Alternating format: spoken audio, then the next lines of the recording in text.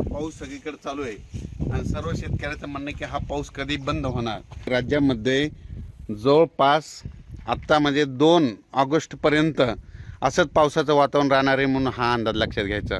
सर्व शेतकऱ्याला सांगू इच्छितो की राज्यामध्ये जवळपास आता म्हणजे आज आहे 24, म्हणजे आज रात्रीपासून 24 जुलै, 24, 25, 26, 27 आजपासून पुन्हा पावसाचा जोर वाढणार आहे म्हणून हा अंदाज लक्षात घ्यायचा। परत सर्व शेतकऱ्याला सांगू इच्छितो की राज्यात एकंदरीत परिस्थिती बघितली तर राज्यामध्ये सांगायचं झालं तर राज्यामध्ये जवळपास 30, 31 आणि 1 ऑगस्ट आणि 2 ऑगस्ट पुन्हा एकदा पाऊस येणार आहे म्हणून हा अंदाज लक्षात द्यायचा। पण सांगायचं झालं तर राज्यामध्ये दररोज म्हणजे 2 ऑगस्टपर्यंत दररोज 2-2 दिवस प्रत्येक वेगवेगळ्या विभागामध्ये पाऊस राहणार आहे। म्हणजे सांगायचं झालं तर सुरुवातीला पूर्व विदर्भाकडे घेऊ तर पूर्व विदर्भामध्ये 6 जिल्हे, तर त्या 6 जिल्ह्यामध्ये देखील म्हणजे 2 ऑगस्टपर्यंत दररोज भाग बदलत पाऊस पडणार आहे।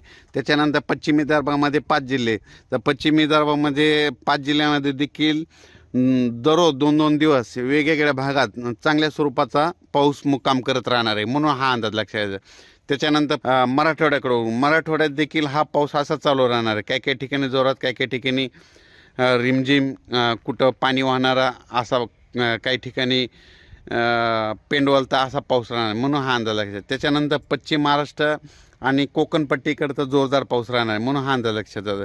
आणि त्याच्यानंतर सांगायचं झालं तर मुंबई आणि उत्तर महाराष्ट्राकडे आता म्हणजे ह्या आजपासून म्हणजे 25 उद्या आज 24 आहे, 25पासून पुन्हा पावसाचा आणखीन जोर वाढत राहणार आहे म्हणजे हे अंदाज लक्षात द्यायचा। म्हणजे सांगायचं झालं तर कोकणपट्टी, पश्चिम महाराष्ट्र, सातारा, सांगली, सोलापूर, कोल्हापूर, नगर या भागामध्ये जवळपास 2 ऑगस्टपर्यंत म्हणजे असंच पावसाचं वातावरण राहणार आहे। म्हणजे सरी चालू राहणार, काही ठिकाणी रिमझिम राहणार आणि कोकणात तर जास्त मुसळधार स्वरूपाचा पाऊस पडणार आहे म्हणून हा अंदाज लक्षात घ्यायचा।